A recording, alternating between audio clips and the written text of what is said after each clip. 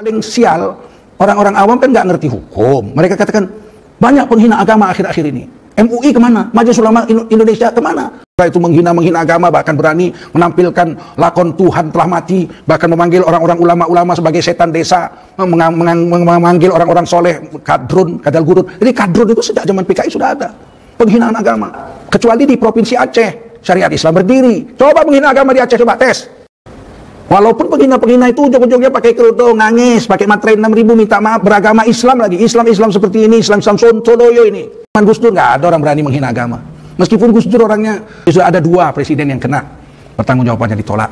Jadi Bung Karno itu jatuh dari kepresidenan, kursi kepresidenan, bukan dikudeta oleh Pak Harto, tapi dijatuhkan oleh Majelis Pemusyawaratan Rakyat sementara pimpinan Jenderal Nasution yang menolak pertanggungjawaban Presiden Soekarno Nawaksara itu. Ini fitnah yang harus diluruskan. Jenderal Abdul Haris Nasution, Ketua MPRS, mengatakan kalau saya jadi presiden, saya bukan orang Jawa. Nggak rasional, karena saya orang dari Tapanuli, sedikit suku saya. Mayoritas di Indonesia orang Jawa, lebih aman dalam keadaan situasi yang goncang begini, orang Jawa dan presiden.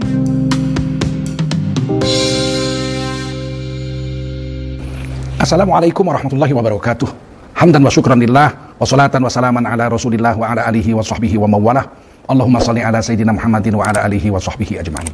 Kaum muslimin muslimat dimanapun Anda berada, Indonesia sudah merdeka 74 tahun. Indonesia adalah negara Islam dengan penduduk Islam, negara dengan penduduk Islam terbesar di dunia. Populasi penduduk Indonesia 267 juta, 230 juta diantaranya adalah orang Islam. Kita adalah negara dengan populasi penduduk Islam terbesar di dunia. Berfalsafahkan Pancasila dengan Undang-Undang Dasar 1945 merupakan kesepakatan yang sudah kita istiharkan pada tanggal 18 Agustus 1945. Menjadi pedoman hidup bagi bangsa Indonesia untuk menjadi negara kesatuan Republik Indonesia. Dalam perjalanan sejarah, umat Islam pernah bersatu dengan baik dengan seluruh pemeluk-pemeluk agama lain. Tetapi ketika zaman Orde Lama di bawah pimpinan Bung Karno, ketika tahun 60-an terjadi pergolakan politik yang luar biasa. Pada pemilu pertama 1955, 4 pemenang konstituante, yaitu MPR waktu itu, Partai Bung Karno, namanya PNI, Partai Nasionalis Indonesia, meraih 58 kursi. Partai Islam yang didirikan oleh Yai Hashim Asy'ari, pendiri Nahdlatul Ulama, pada tanggal 7 sampai 9 September 1945, 3 minggu setelah Indonesia merdeka, diadakan Kongres Umat Islam pertama di Yogyakarta. Maka satu-satunya partai Islam waktu itu yang direstui oleh para ulama se-Indonesia pada Kongres Umat Islam pertama adalah Masyumi, Majelis Syuro Indonesia. Meraih kedudukan pertama juga, sama banyaknya dengan PNI, 58 kursi konstituen. Ketiga adalah Partai NU yang pada saat detik-detik mau berdirinya, mau dilaksanakannya pemilu pertama, ketika itu tokoh-tokoh NU dengan Bung Karno dengan tokoh-tokoh pendukung PKI naik haji, entah apa terjadi lobby di sana, pulang dari Mekah naik haji, NU keluar dari Masyumi, Partai Islam yang dibentuk oleh Yai Hashim Asy'ari, NU membuat partai sendiri, Partai Nahdlatul Ulama. Mungkin visi pandangan mereka berjuang tidak cocok dengan Partai Masyumi. Akhirnya NU berhasil mendudukkan pada posisi ketiga dengan 30 kursi, dan partai pendudukan keempat dipegang oleh Partai Komunis Indonesia, pimpinan DN Aidit, 4 besar, 28 kursi. Perseteruan luar biasa. Undang-Undang Dasar yang baru untuk menggantikan Undang-Undang Dasar 45 karena dianggap itu Undang-Undang Dasar sementara, tidak berhasil dibentuk. Sampai tahun 1959 belum terbentuk, tapi sudah ada kesepakatan bahwa pada tahun 1960, akhir masa konstituante itu 5 tahun sekali, akan dibuatlah Undang-Undang Dasar itu, draft-draftnya, karena selalu nggak jadi. Dibuat Undang-Undang Dasar Islam, negara Islam Indonesia oleh Masyumi, diveto oleh PKI dan PNI, dan seterusnya begitu. Kadang-kadang PNI dengan NU bersatu memveto, yang ini buat diveto, sehingga tidak jadi. Akhirnya Bung Karno tidak sabar menunggu 1960, pada tanggal 5 Juli 1959 dikeluarkanlah dekret Presiden Soekarno, konstituante dibubarkan. Soekarno menjadi presiden tanpa MPR. Bung Karno juga jadi presiden tanpa wakil presiden karena kemudian Dr. Andes Muhammad Hatta, wakil presiden Republik Indonesia, mengundurkan diri. Sejak itu tahun 1960 terjadilah peminggiran orang-orang Masyumi, dianggap musuh negara, dianggap anti kapitalis, diserang dari seluruh penjuru. Tokoh-tokohnya di penjara. Buya Muhammad Nasir, Ketua Umum Partai Masyumi, di penjara. Buya Hamka di penjara. Syekh Isa Ansori di penjara. Semua. Ghazali Hasan di penjara. Di Medan, Ketua Masyumi yaitu Syekh Asyad Tarib Bubis di penjara. Semua ulama-ulama di penjara. Terjadi luar biasa perbenturan agama saat itu. PKI membuat, menurut Gus Dur, almarhum Gus Dur pernah cerita pada saya, PKI membuat ketoprak itu lenong-lenong, ketoprak-ketoprak, pertunjukan drama-drama tradisional Jawa ke kampung-kampung. Bahkan ada yang membuat judulnya Tuhan Telah Mati. God is dead. Luar biasa. Menurut Gus Dur ada orang NU banyak di situ dikejar-kejar ke PKI, nggak jadi main ketopraknya, bubar. Penistaan agama begitu besar saat itu. Sampai akhirnya Bung Karno terguling tahun 1966 pada persidangan pertanggungjawaban Bung Karno. MPRS di bawah pimpinan Jenderal Abdul Hadis Nasution menolak pidato pertanggungjawaban Presiden Soekarno yang diberi judul Nawaksara. Beberapa hari diperbaiki, dipidatokan lagi Nawaksara 2, tetap ditolak. Menurut undang-undang, maka presiden yang pertanggungjawabannya ditolak tidak bisa lagi menjadi presiden dan tidak boleh lagi mencalonkan diri menjadi presiden berikutnya. Pak Habibie juga sama itu. Tahun 1999 pertanggungjawabannya ditolak, diperbaiki, dipidatokan lagi ditolak, akhirnya beliau turun dari presiden dan tidak boleh mencalon lagi. Jadi sudah ada 2 presiden yang kena pertanggungjawabannya ditolak. Jadi Bung Karno itu jatuh dari kepresidenan, kursi kepresidenan bukan dikudeta oleh Pak Harto, tapi dijatuhkan oleh Majelis Pemusyawaratan Rakyat sementara pimpinan Jenderal Nasution yang menolak pertanggungjawaban Presiden Soekarno Nawaksara itu. Ini fitnah yang harus diluruskan. Kemudian diangkatlah Presiden Soeharto sebagai pelaksana tugas presiden. Beliau nggak mau, beliau menolak. Saya tidak pernah mempersiapkan diri dan saya tidak pernah berkeinginan untuk jadi presiden. Tapi waktu itu tidak ada jenderal senior. Jenderal Abdul Hadis Nasution, Ketua MPRS, mengatakan kalau saya jadi presiden, saya bukan orang Jawa. Nggak rasional karena saya orang dari Tapanuli, sedikit suku saya. Mayoritas di Indonesia orang Jawa, lebih aman dalam keadaan situasi yang goncang begini, orang Jawa dan presiden. Pak Harto akhirnya menjadi pelaksana tugas. Barulah kemudian diangkat menjadi presiden dan dengan tugas menjalankan pemilu pertama. Dikumpulkan dana karena waktu itu negara bangkrut, utang 90 miliar dolar, sedangkan sumber pemasukan nggak ada, beras nggak ada, rakyat terpaksa makan bulgur, makanan kuda yang diimpor dari Amerika. Tugas Pak Harto pertama adalah menstabilkan harga-harga yang melambung, kemudian menciptakan makanan. Dibuatlah PB4, ya, peta baru, bibit padi PB4, PB8, IR24, IR28 dengan kerjasama dengan IPB Bogor. Akhirnya rakyat Indonesia bisa menanam padi 4 bulan, 120 hari bisa panen, padinya pendek-pendek. Kami di Medan menyebutnya padi jongkong. Barulah pemilu pertama digelar 1971.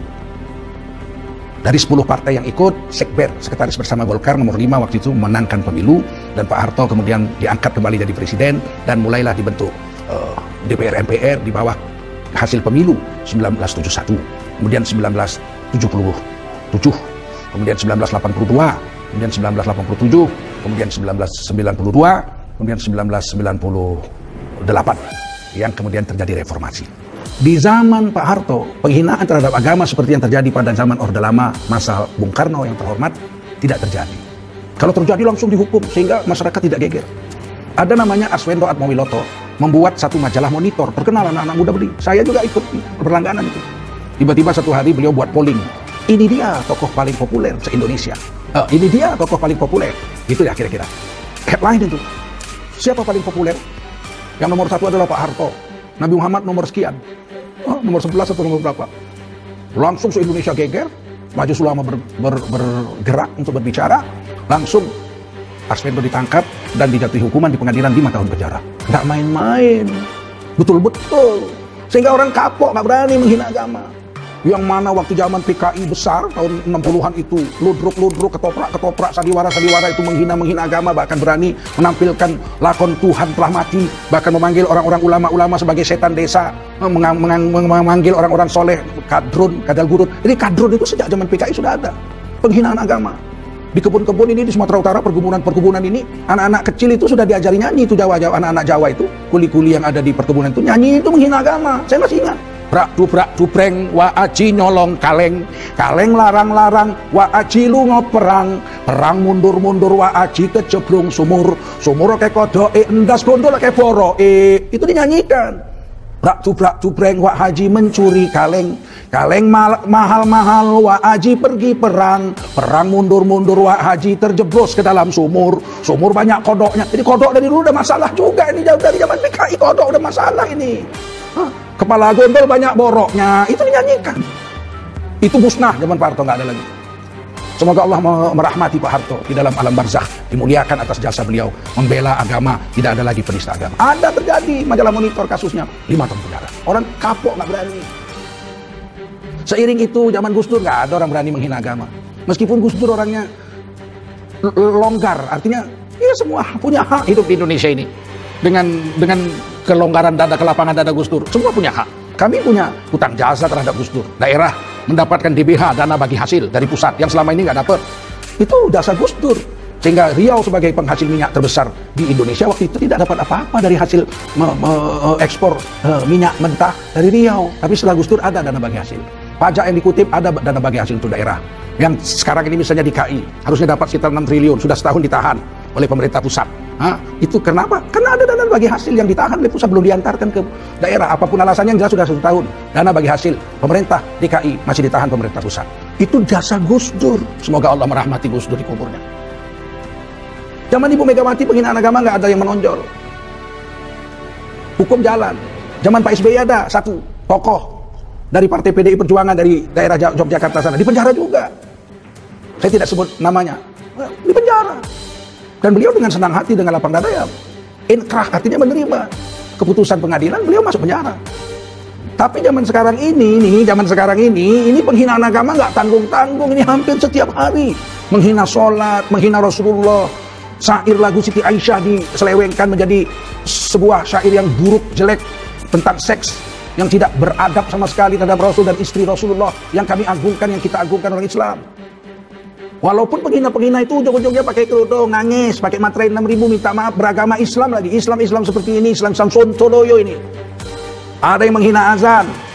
Kidung Ibu Indonesia lebih merdu daripada seruan azan, gak ditangkap, dibiarkan aja. Banyak sekali penghinaan-penghinaan terhadap agama.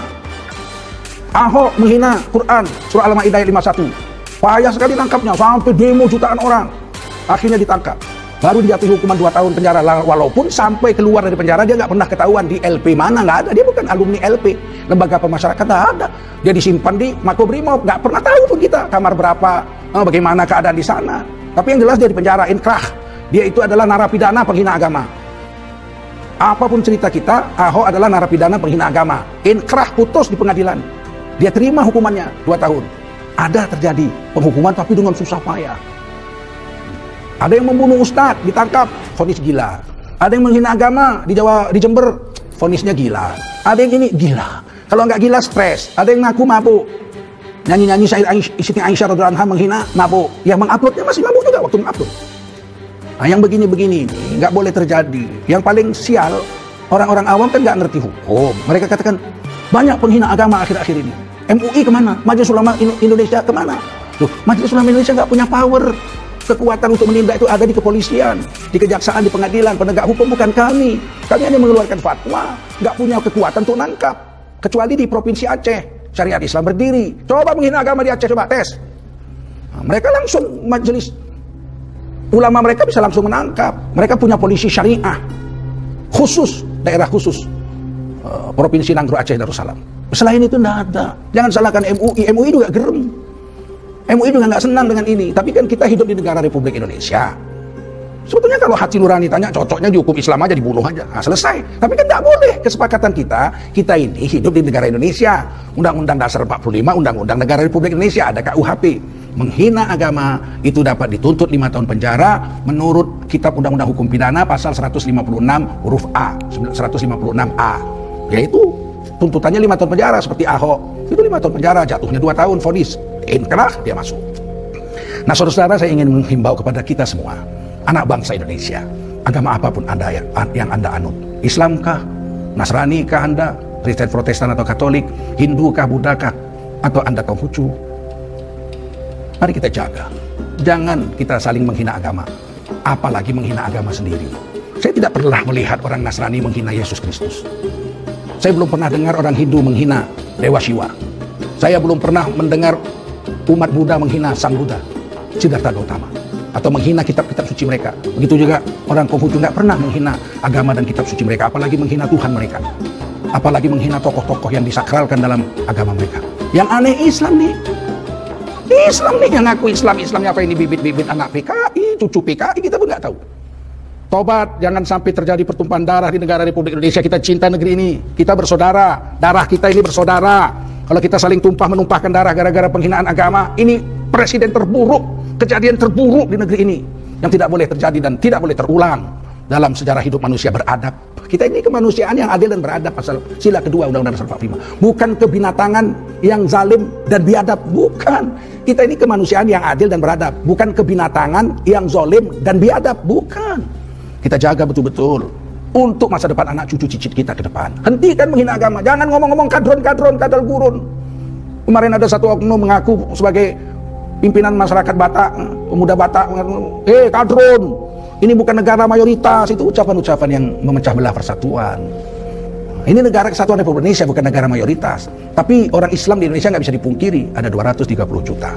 Maka yang saya ingatkan anak-anak muda, terutama yang Islam-Islam, kamu jangan iseng-iseng tapi menghina agama. Itu dosa besar. Dalam 4 madhab sepakat hukumannya hukuman mati. Dalam Islam hukum fikihnya. Tapi kita hukum negara, tuntutannya 5 tahun penjara. Jangan buat ibu bapakmu menangis gara-gara kamu iseng-isengnya menghina agama, menghina Rasul, menghina Allah, menghina ulama. Jangan, iseng-isengnya itu jangan iseng-iseng yang menyebabkan kamu masuk penjara, yang menyebabkan orang Islam marah kepadamu, yang menyebabkan bapak ibumu malu dan menangis, merana, sedih kalau kamu nanti disakiti atau dipenjara gara-gara keisenganmu yang tidak beradab itu. Maka dari itu saya Tengku Zulkarnain menghimbau sekali lagi, ini negara kesatuan Republik Indonesia, adalah tugas kita bersama menjaganya, berdiri sampai hari kiamat. Ini negeri telah ditebus dengan darah syuhada, orang-orang yang berjuang dengan harta diri mereka, nyawa mereka, untuk menjadikan negeri ini berdiri bebas dari penjajah. Wajib kita menjaganya. Mari kita jaga persatuan Indonesia. Mari kita jaga kasih sayang kita. Jangan menghina agama orang, jangan menghina agama sendiri. Dan simbol-simbol agama harus kita jaga agar persatuan negeri ini tidak terbakar dan tidak menjadi tercabik-cabik. Sekian saja saya Tengku Zulkarnain. Mudah-mudahan ada manfaat. Lebih kurang mohon maaf. Billahi taufiq wal hidayah. Wassalamualaikum warahmatullahi wabarakatuh.